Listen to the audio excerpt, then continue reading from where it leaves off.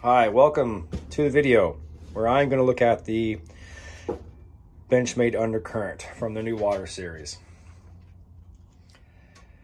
This is actually kind of version 3 of this video. I had to take a previous one down because I posted a video and someone answered the video and said, here's how I solve the issue of the problem that you said exists. And so I wanted to remake this to be fair and to show you guys what other people in the community have found as a solution to the problem that I feel that this knife has. Okay, first of all, this part of the knife is absolutely beautiful.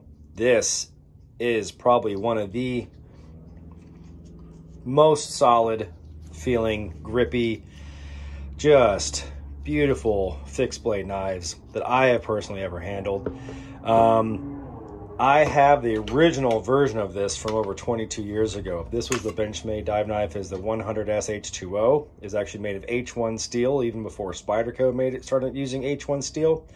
I have had this since 2002, and it is a fantastic blade. Came with a awesome stainless steel belt clip that would go perfectly on a belt that I have, and super secure, and has worked great for many years. I kind of retired this because I had it so long. I don't want to drop it in the water. I tried using a Spyderco Waterway after that, but it was really long and kind of just a little too stabby, a little too pointy for me. I like to carry I like to carry horizontal on my front right side. So having a really stabby, I don't need appendicitis for myself. I traded that for something, and then I got a Magna Cut Mule Team, which I kind of made some custom scales for, and there's no hardware on it. And I use that. I don't have it here. Apologies. It's at work. But this knife, when I saw this really seems to fit the bill for on the water use. A nice kind of clip tip right here, kind of a bullnose tip, kind of makes it a little bit less stabby, a little less pokey. People who work around inflatable boats, water, fiberglass boats, wetsuits, PFDs, things of that nature. You're putting this back in the sheath or using it. I like to have something that is, less stabby, although this tip is still able to pierce if you really give it a go. Really nice thick blade stock. You can kind of see the way they shape the blade here. It looks like it thins out right here, but that's just a beveling, and then it goes to full thickness, so you get a really nice strong tip, really strong blade here. So I use the Mule Team, but this came out and I'm like, boy, this is what I want to use. Now, the issue that I have with this knife is the sheath, in that these belt loops, I don't have a belt that fits through these holes. I have a standard leather belt from Carhartt. I have like a Patagonia web belt. It won't go through here. I have a big, thick, heavy duty, like 511, like tactical Velcro belt that I wear a lot.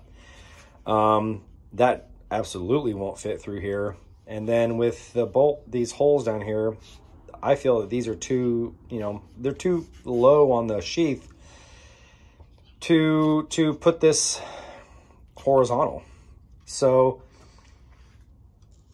another YouTube user chimed in and said, hey, I put, because Benchmade, I talked to Benchmade and they said use a tech lock, and I'm like, well, how the holes are too down. I don't want to attach it here, because then it's going to be torquing on the tech lock all the time. You'll be able to feel it on your belt, always weighing down and trying to twist.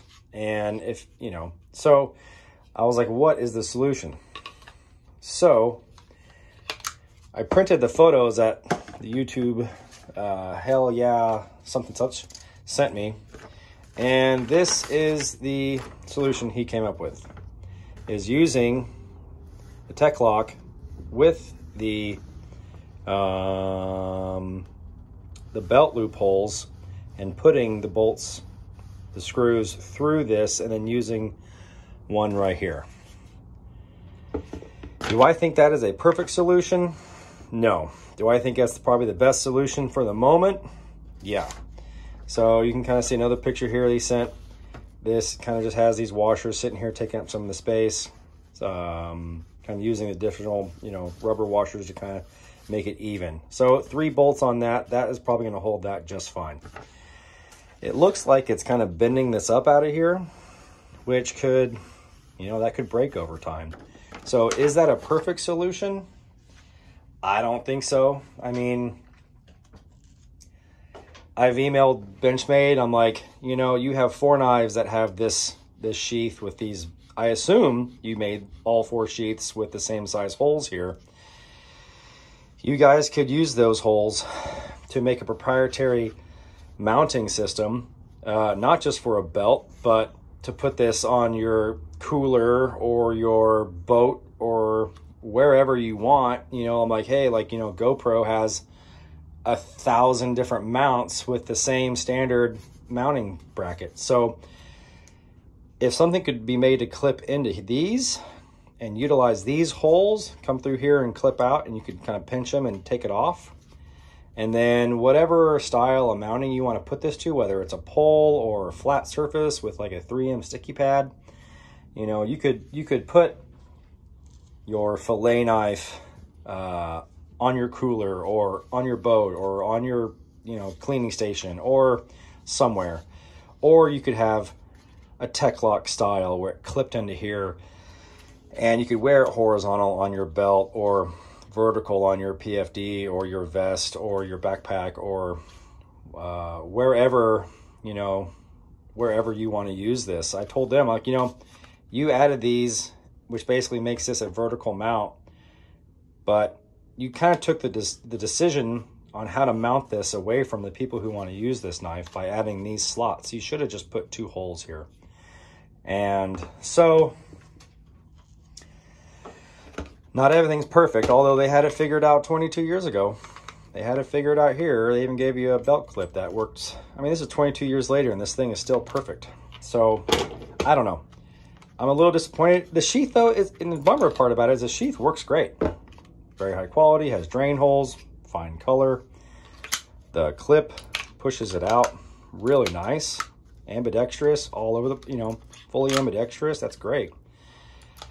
But how do I attach it without doing some funky mod is kind of the bummer that I have found with this knife, because it is, God, I want to use this so bad. It is so nice. Just a big honking piece of Magna Cut. Partial serrations for rope.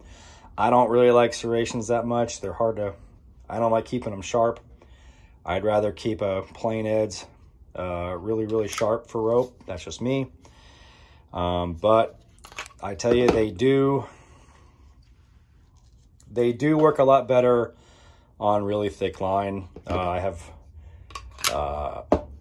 first-hand story. We got a big 2-inch Hauser line caught up on a propeller one time, and I had to go down underneath the boat and cut it free. I tried to use this, and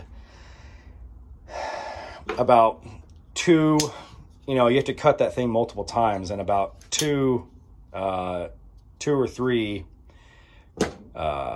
diameters of a 2-inch line, and this thing wasn't cutting anymore. So I asked for one of the Atlantic salts, and that knife finished the job perfectly fine. So there is a place for serrations. They do make a difference, and so on the water with ropes and lines, they do come in handy. So